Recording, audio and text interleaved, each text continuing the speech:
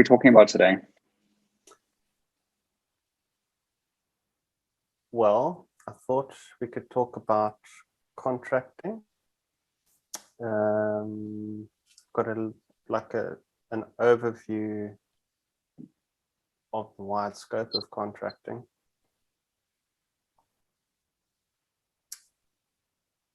It's probably best we cross that bridge when we get to it. And the other bit was perhaps ethics. How about you? Yeah, so what's been top of my mind for the past 2 to 3 weeks is looking at, as a practitioner, as a coach and a coach supervisor, and then also as a mentor coach, looking at when rescuing creeps into the dynamic. So I've been reflecting on a few instances. So my own experience as a practitioner, my own experience of being receiving services of coaching or coach supervision. And then also when I'm supervising coaches. Sorry, I already said that.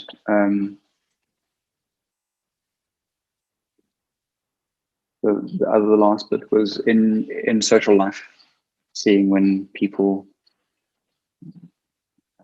when rescuing creeps into social interactions. Cool. Yeah, I can see that tying in with contracting. Yeah, I was kind of playing in my mind with something like,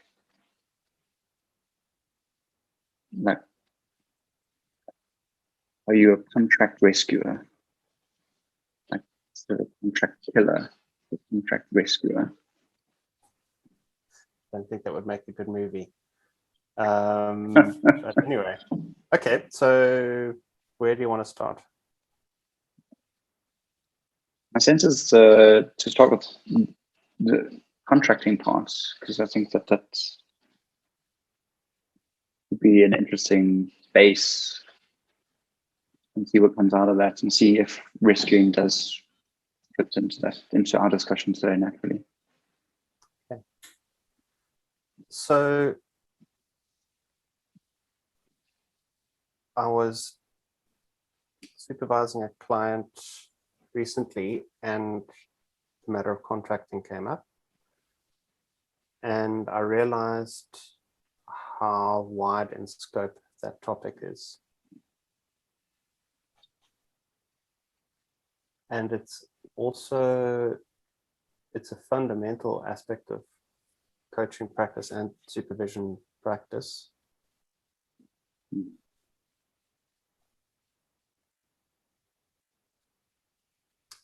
And there are so many different models which describe contracting, and some of those models are particular to certain circumstances, like psychological distance, probably something that only plays a role in working in organizations or where there's a sponsor.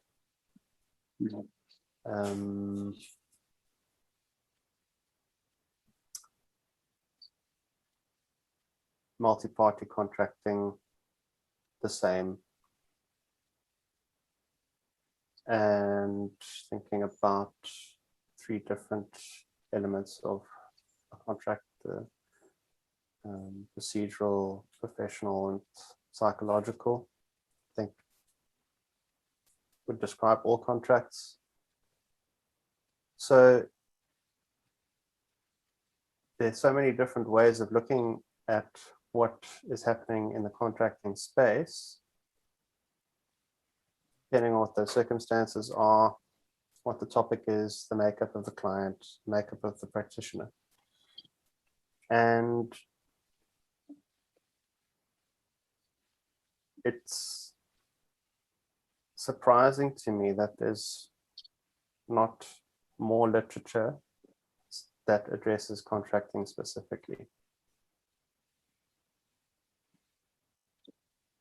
Then, from my own experience of being supervised and of supervising and of coaching, I've realized that not everybody and not every topic necessarily lends itself well to establishing a contract. So I found it's interesting. I noticed in myself just before I was going to describe how that is, like, oh, no, I can't say that I don't do contracting because that's the right way to do things. So I mean, like ICF,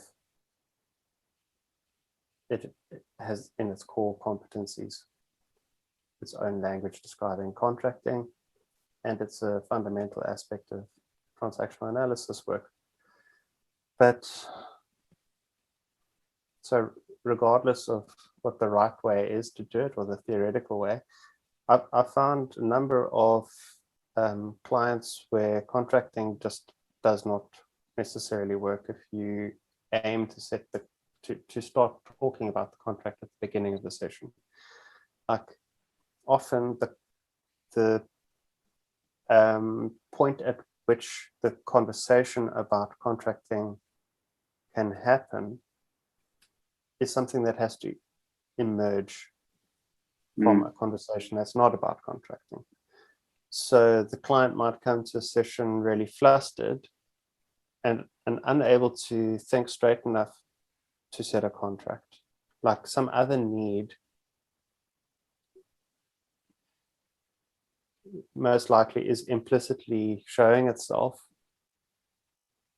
and that has to be addressed first before any explicit contracting can be done. So what I mean when I say implicit is like a client could be in such a state of panic or anxiety or any kind of emotional experience that's overwhelming to the point they're not even necessarily aware of that. Like they're stuck in their default stress behavior. And well, not only behavior, but thinking and feeling, or lack of thinking and lack of feeling. So they're scripty stuff.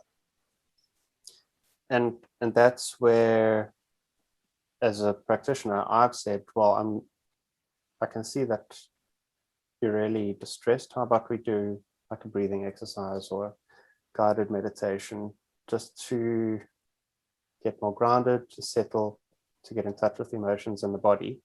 And that's been quite a cathartic process, just to enable the person to have all of their faculties available. So, I mean, one could say that even that is a type of contract, like an agreement to do that.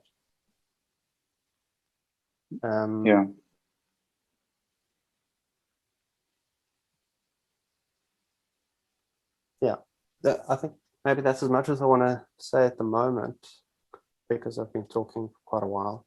Is there anything that you want to say about that?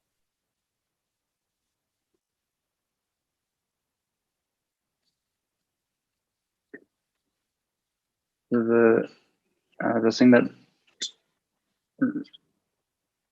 really resonated and struck me is at the end when you said about it can be a cathartic process. And another phrase that rang in my head at that time was you're meeting the client where they're at and being of value to the person that's in the room at that time. And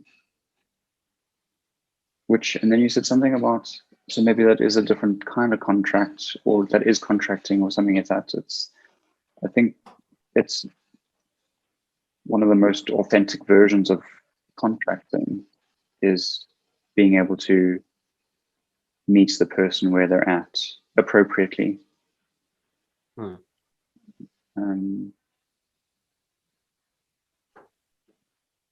So there's something interesting here about when you when you named all of those theories of contracting, I found them exceptionally valuable to create awareness in my mind of where my role starts and ends and how I be with people. And it's almost like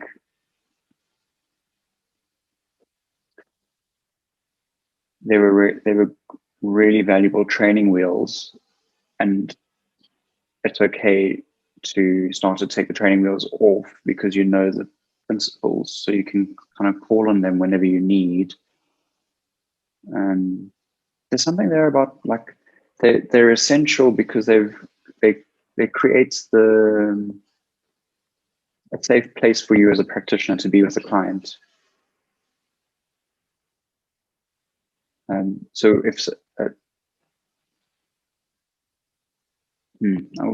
wanting to run headlong into hypotheticals, which might not be that useful, but just as a brief one, if a client comes in quite flustered and you don't have enough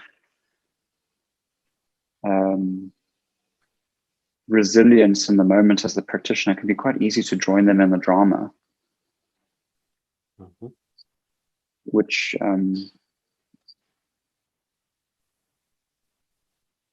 inevitably won't be valuable for anybody.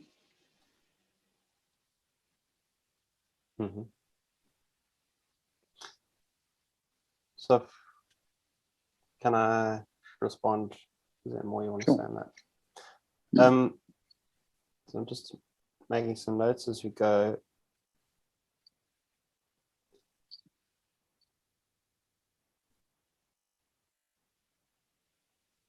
What I've found presents a limitation for especially new coaches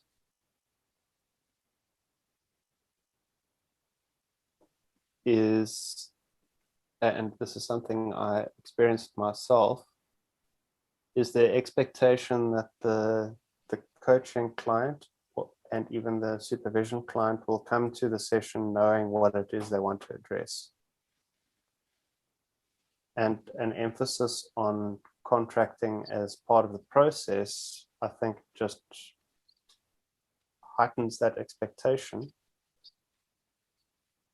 And very often, in fact, most often, in my experience, especially in coaching, the client doesn't know what it is they want to address until they've really gotten into the flow of coaching, which takes some time.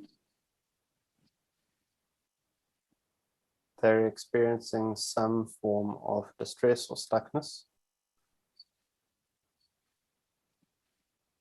And I mean, logically speaking, if they knew what that was, they'd probably have resolved it on their own. So a reliance on contracting, I really think, gets in the way for practitioners.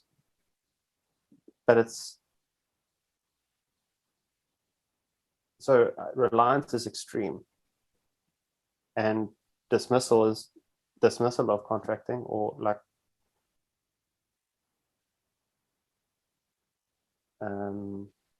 not using it at all, is also extreme. So my next thought was about holistic contracting, which is having a discussion which is emergent, and during that discussion, both parties, the client and practitioner, can notice what the themes are, which can then inform what the contract is.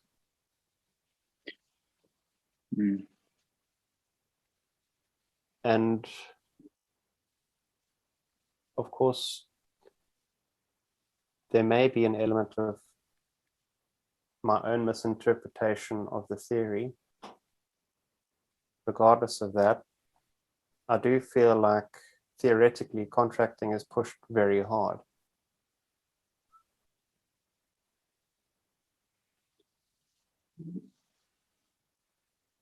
Well, I think yes and no. Like so often will work with coaches, both as a supervisor and as a mentor coach. And when I talk about what seems like basics of contracting to me, like what you said, the procedural, the professional, and the psychological levels, and then also the very basic stuff about a session contract. So what's the topic? What's the outcome? What's the measures of success? It's like I'm introducing a completely new flavor to the palate, which I don't understand. But then, so that's one thing. But to stick with what you were saying of that over reliance,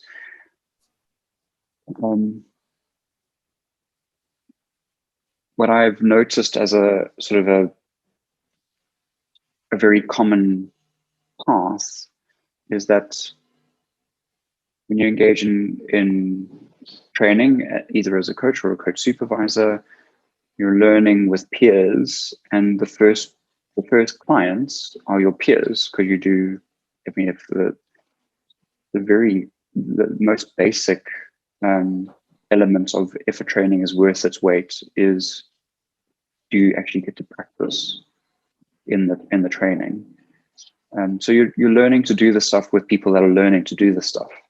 So it's a bit of a contrived situation, but it is a valuable experience. But there's something that you have to remember, is that you're practicing with somebody who is also starting to understand the process. So they're kind of doing some of the work for you in some shape or form.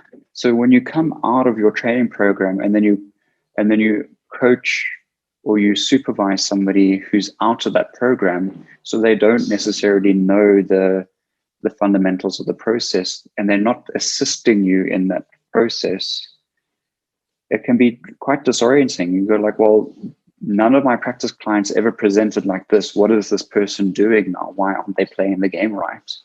Mm-hmm. And what can often happen there is you get stressed. You go, crap, I need to be of value to this person. So, and the easiest way of being in those stressed moments for many people to be of value is to take control. And then you go from coaching and supervising to mentoring or consulting. And that can be a really disorienting thing when somebody is there with the truest intention of wanting to be an ethical coach or an ethical supervisor, and they go, I was taught to do this, but it doesn't work, and now I feel like I'm cheating. So when you take that, kind of take the pressure off that reliance, or this is what correct practice looks like, and open the door to what you said about that holistic approach. Like, I was going to say magic happens there, but I think that it's a place for authenticity to flow in, and connection. And when you look at why does coaching work and why does coach supervision work, one of the key elements is trust and rapport, having a connection with the person.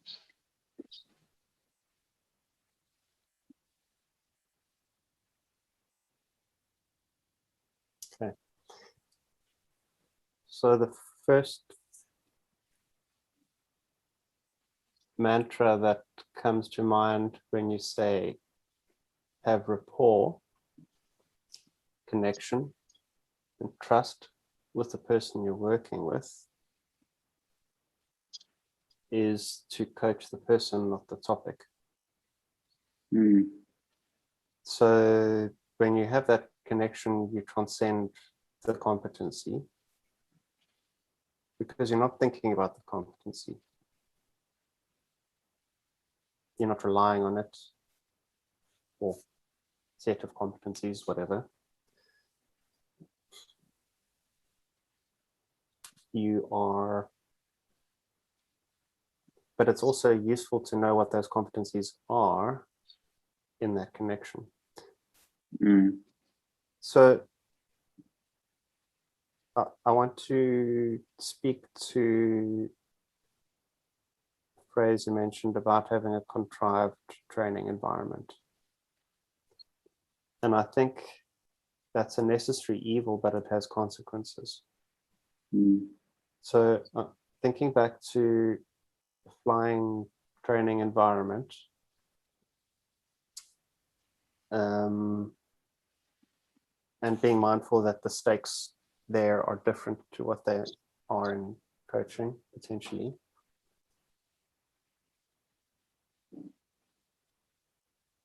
And you could probably extrapolate this concept to any training environment. There needs to be an element of contrivance or some degree of static nature to the environment, because otherwise the variables that would that the trainee would have to make decisions on would be too vast and too complex to be able to learn the basics. So in the flying environment, you've got special airspace within which those variables either don't exist or they're mitigated. And I think that happens in coach training as well. So an advantage of practice coaching with other coaches is that because the person you're working with knows what the process is to some degree, and they have the experience of being coached and coaching themselves, they can adapt to the conversation and to the coaching process.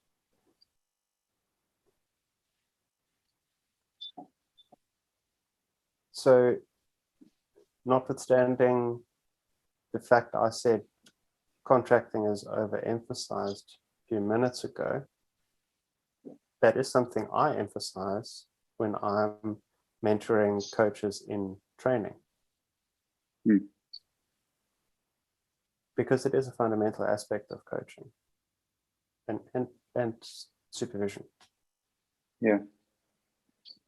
But I think what mentors and trainers should really be mindful of, and coaches in training should be mindful of, is that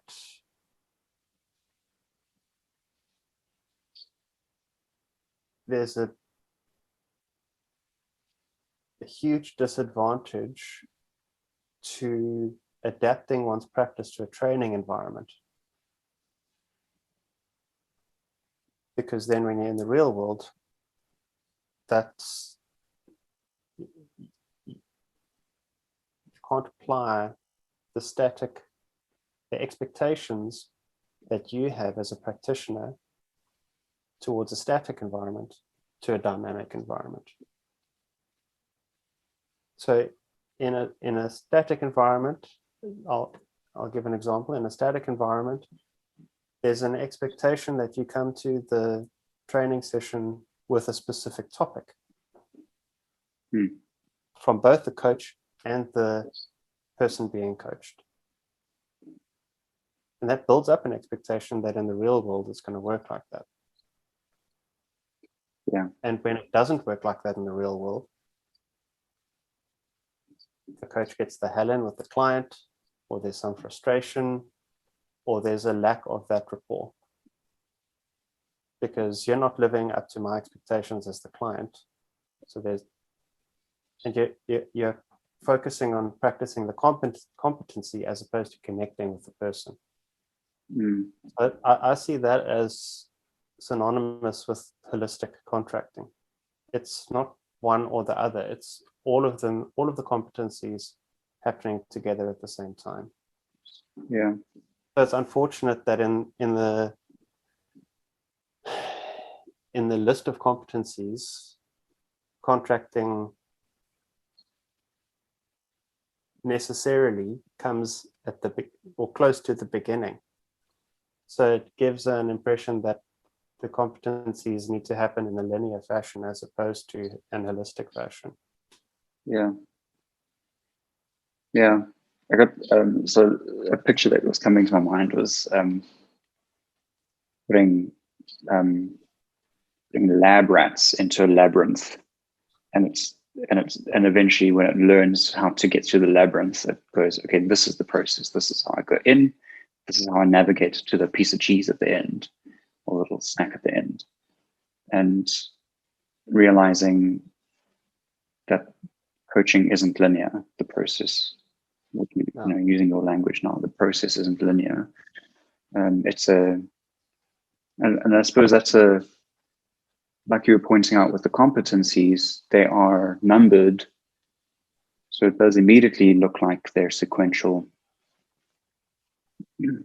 There's very often they can be sequential, but it doesn't mean that they have to only be sequential.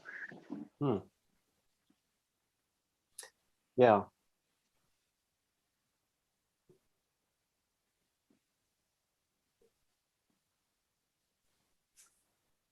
And when that lab rat goes out into nature, it's very quickly gobbled by another animal in the territory, because it didn't even know that animal existed. It reminds me of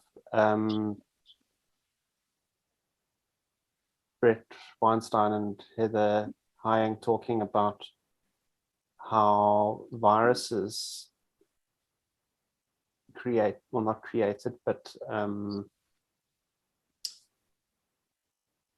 cultured, if that's an acceptable term, in the lab, will carry remnants of their adaptations to the lab environment out into the real world, so the extra lab environment. Like the one typically they've mentioned is lack of exposure to ultraviolet light. So there's, in training environments or lab environments, there's the adaptation to that environment, which counts negatively in an environment in which things are less contrived. So it seems like a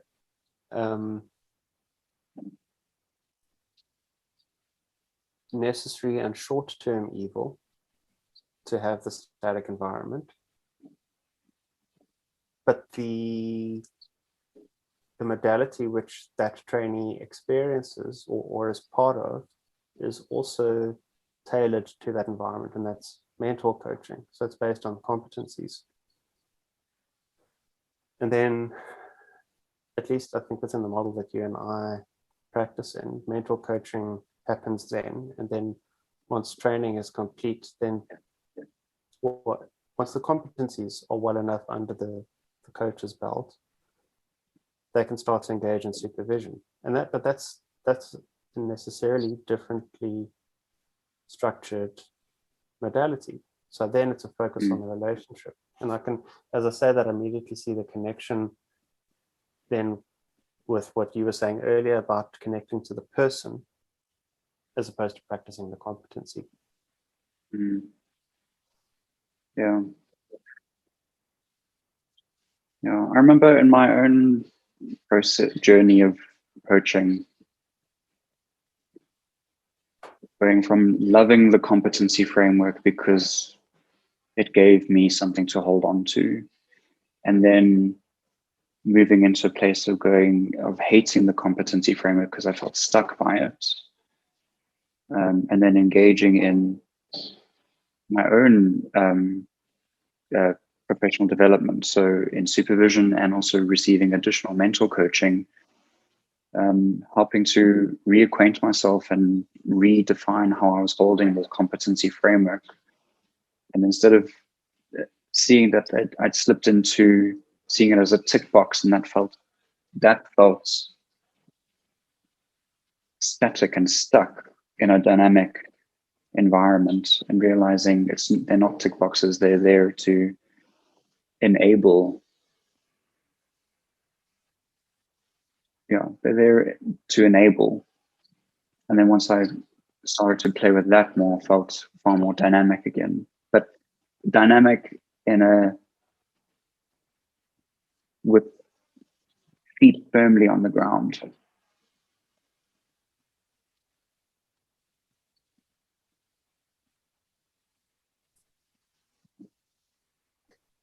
So part of me feels resistant to having the feet firmly on the ground, but part of me also sees that that can happen. So I'm interested in how what's the mechanism behind the feet being firmly on the ground, or what enables the feet to be firmly on the ground.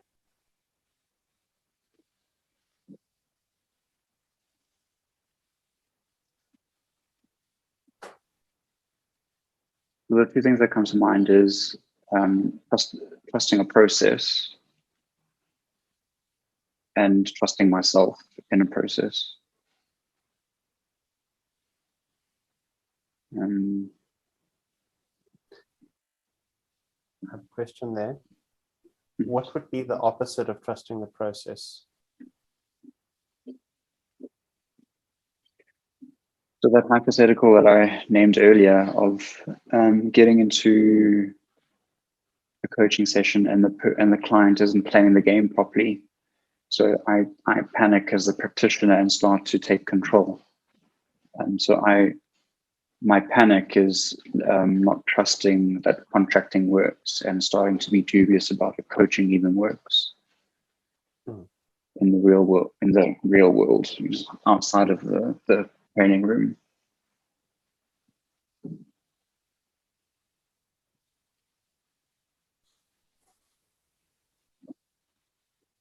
It's funny when I said about feet firmly on the ground, I realized we're playing around with quite a lot of examples and metaphors. So earlier you spoke about flying. So you really don't want your feet firmly on the ground while you're flying.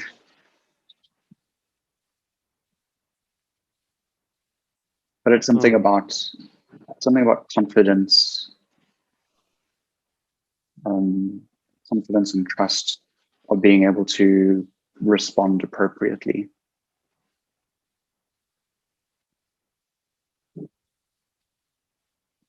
I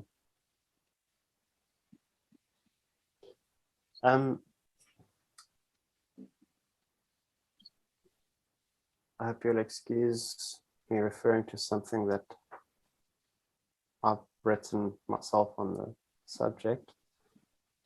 Approved. It's not intended. Thank you. We need the stamp. Yeah. I'm just dipping it in ink quickly. There we go. We'll put it in post-production.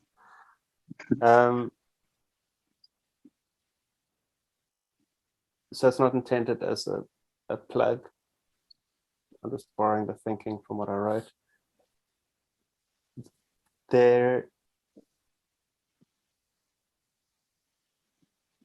I think it's useful to have a framework to reference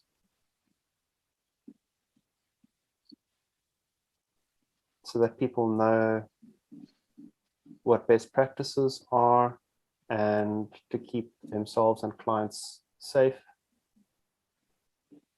and to be able to measure levels of competence. And I can't think of a professional coaching body that doesn't make use of behavioral standards or core competencies to do that. And for different levels of credential, those bodies apply different standards to the measurement. For instance, the ICF, which I'm most familiar with, has the 3 different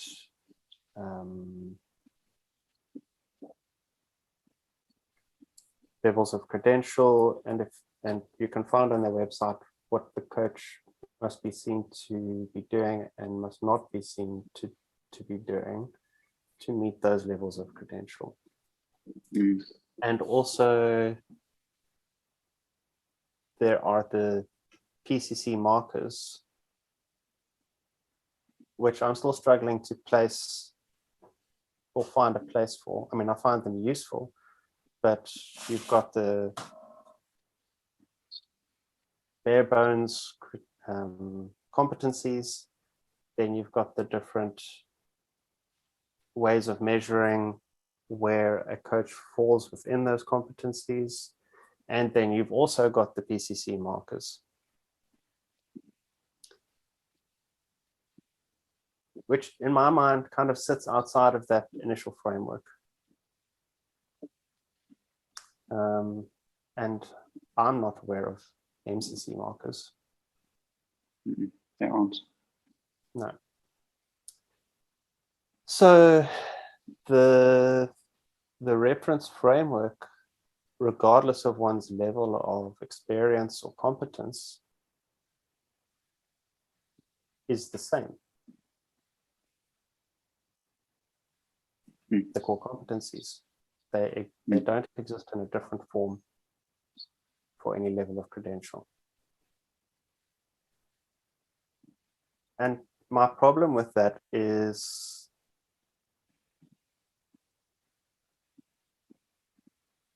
the focus, by definition, of core competencies is behavior, the behavioral standards. And what's not being trained or measured or developed is psychological competence. And if people are afraid of that word, it's easy to replace it with less legally triggering words. One could say relational competence. So understanding how people relate, how one relates as a practitioner to various things: practice, self, clients, sponsors, even the world. And how clients relate to things: themselves, their tasks, their problems, their family, their organization, the world. And the ways of understanding relationships that are not mentioned in the competencies at all. So, for instance, repeat patterns of behavior which lead to unfavorable outcomes for all the parties involved, aka psychological gains. Styles of problem solving, aka transactional analysis drivers or working styles. And these things not only present problems for clients in their world, but they start to manifest in the coaching and supervision relationships. And there's no measurement of that, and there's no training in that. So the training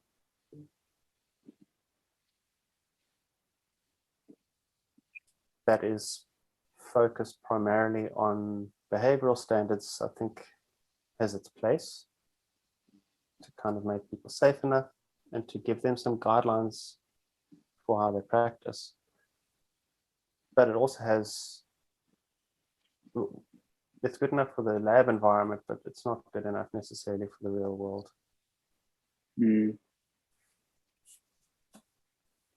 Well,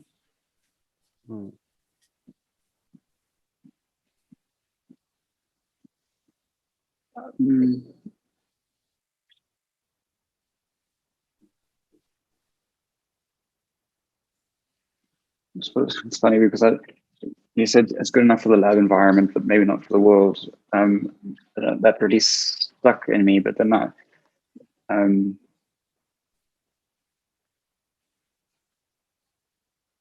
it has to be good enough to get you out there to start practicing, because you can't Sure. You can't get to those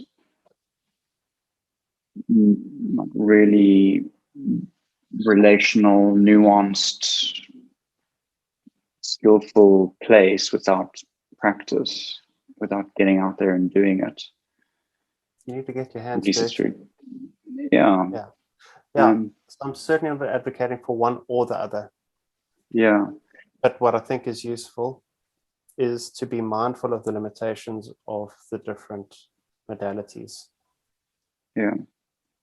And there's so many coaches who I experience full of piss and vinegar, thinking that they've completed their training and now they know everything about coaching and they don't need any more professional development.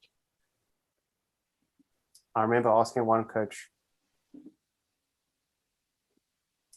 about their interest in supervision, and they said, I don't need supervision because I've completed coach training, and if I encounter any issues, I'll just ask my trainer what to do. I mean, that's quite an example of an over-reliance on core competencies, and you can see that there's like a symbiotic relationship. Yeah. Yeah. Yeah. Which, I mean, it begs for a coach supervision experience because of the integrative results of engaging with coach supervision. And it's okay to know, I think, in training that the real world will be different and to prepare people for that. Mm. Mm. I would see that as a responsibility actually of training providers to say,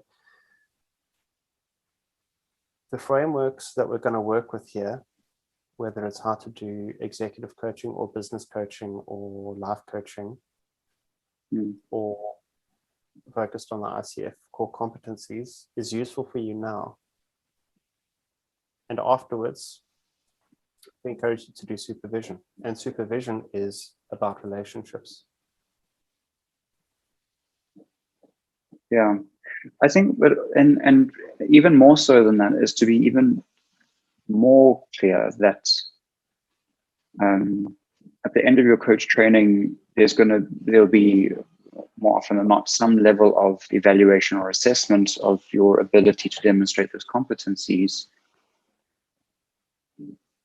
and that in itself is not static. If you as the coach or the practitioner is starting to hold those competencies as a static thing, like a box to tick, that should immediately be a trigger to engage in some additional development stuff, whether it be self-reading, engaging with colleagues in peer discussion, mentor coaching, or coach supervision. It's competencies can't be stuck in one place. They must evolve.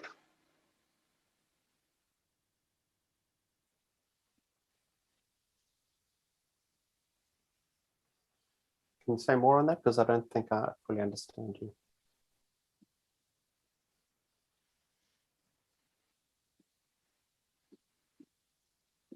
I think that there was two things that came to mind.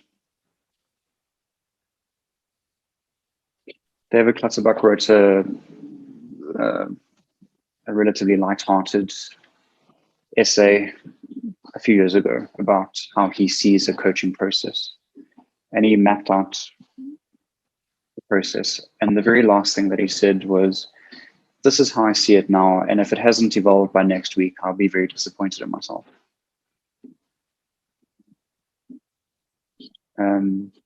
And the very real world example that lands for me is going from coach training, my initial coach training, and having some like go-to contracting questions and realizing there's more than one way to ask these kinds of questions. So if I only use questions A, B, and C and don't allow them to evolve, that means that I'm holding that competency as static.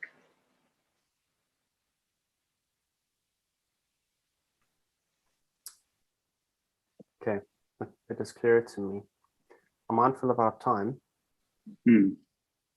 We're not going to get to ethics. No. I'd like to say one more thing, and then are you okay to finish, or Yeah. to finish off our discussion by adding your own final reflection?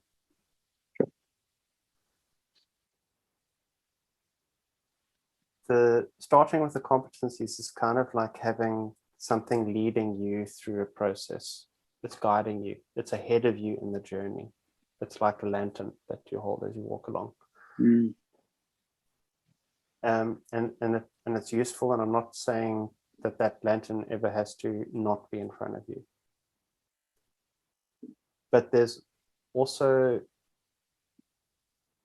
engaging in practice and then reflecting on it and learning, okay, I reached a limitation of a competency or of a coaching framework or supervision framework or my own understanding of those frameworks under those very specific circumstances.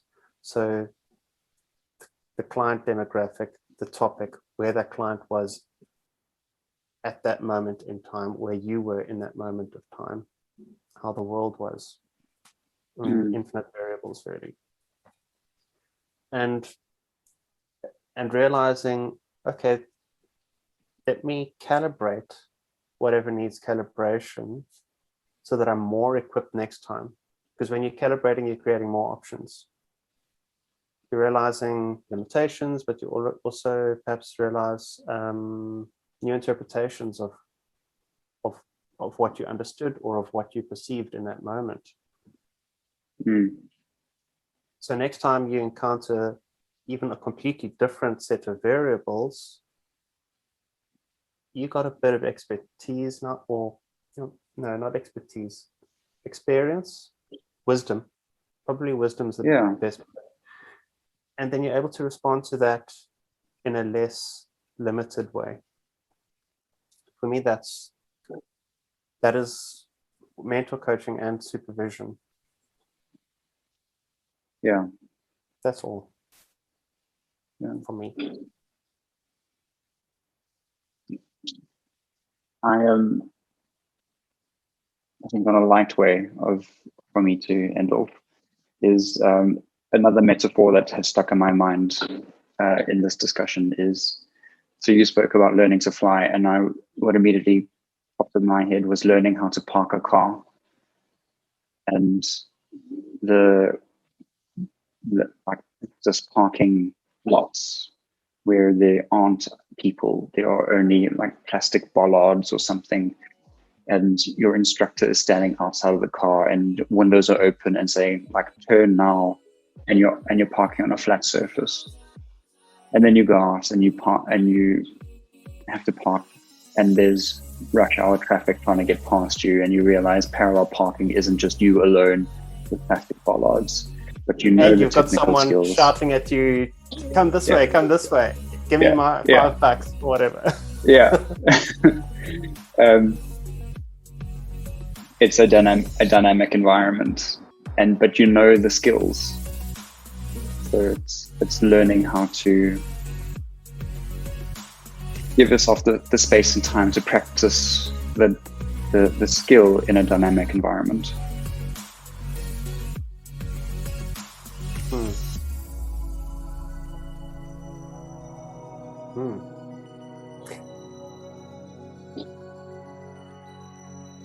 I want to add one more thing. That seems more like dancing than having your feet planted firmly on the ground.